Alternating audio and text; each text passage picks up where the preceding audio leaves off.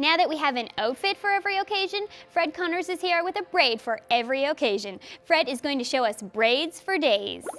What we're going to do first is to take Grace's hair and do a braided top knot. This look is very easy to achieve.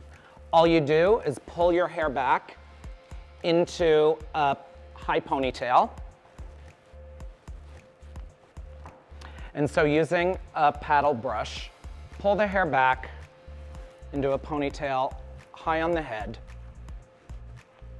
And you can do this so it is really, really, really tight and sleek, or do it so that it's a little bit relaxed, which is a little bit fresher and more youthful. Secure the ponytail on the top of the head with an elastic. Anyone with long hair should find this very easy to do, because the start of this style is basically your at-home hanging out on the couch ponytail. We're going to leave Grace's a little bit relaxed and distressed instead of making it really, really, really sleek and shiny. Then simply what you do is take your ponytail, divide it into 3 sections, and then braid each section very loosely. We want a lot of texture in this, so a really good way to start is to put in a little bit of dry shampoo. Dry shampoo is great because it gives the hair a tously texture, fattens it up a little bit, gives it a little bit of matteness, and it makes your hair feel fatter. So all I'm doing is literally very loosely, not tightly, very loosely applying a braided technique. And I'm doing this very, very, very messy and loose to Grace's hair. So that's one section that we braided.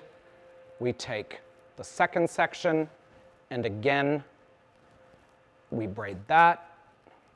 And we're going for more of an editorial look here. We're not trying to do something that looks too perfect. And with editorial looks, often what we see is hair is a little bit relaxed, a little bit undone. It looks lived in. And so I'm taking the third section, braiding that. And then when you have your 3 sections, braid your 3 sections together so that you get one big braid.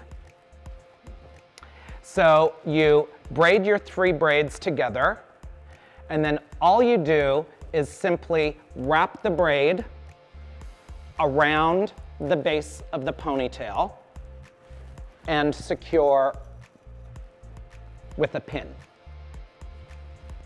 And to make this even a little bit more interesting, you can literally with your fingers take it, break the braid up a little bit, add a few more pins just to secure it, add a bit more dry shampoo to the finished look. We can pull some sections out to make it look even more lived in. And this is a very simple braided top knot, cool girl style. The next braid, which is a braid we saw countless time on runways and now in magazines, is the deconstructed goddess braid. This braid is about disheveled, messy, deconstructed braids pulled over to the side. So we are just going to add a bit more texture to Grace's hair with a curling iron. And with this look, we want hair as messy and as textured as possible. So if you already have curly hair, great. This is ideal for you. If you don't have curly hair, grab your favorite curling iron and put some curl in the hair. It'll help us add body and volume to the braid, because what we want is the look of a lot of hair. And Grace does have a lot of long hair, but her hair is quite fine. So by adding a little bit of curl and further increasing the texture of her hair using dry shampoo. Dry shampoo isn't just about using on-day-old hair to absorb any grease or oils in the hair.